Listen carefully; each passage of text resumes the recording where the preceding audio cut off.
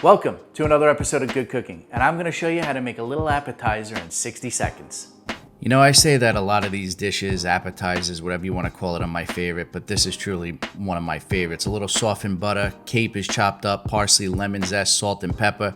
Want to make sure that butter is nice and soft so you can mix it real easy. Then we're going to take our sourdough loaf. I cut each slice probably about the width of a finger, then you're going to throw it in your grill pan. You can even throw it on your barbecue. Gives it even more flavor, but I stayed in the house. Little olive oil on both sides. We're going to grill it up. Don't be afraid to grill it, okay? Get it charred up a little bit. I like that, a nice crispiness. And then once they're done, you're going to take them out. And what do you see on the table here? Yeah, absolutely right. It's a garlic clove because we're going to rub each one of those toasts with that garlic and give it that great flavor.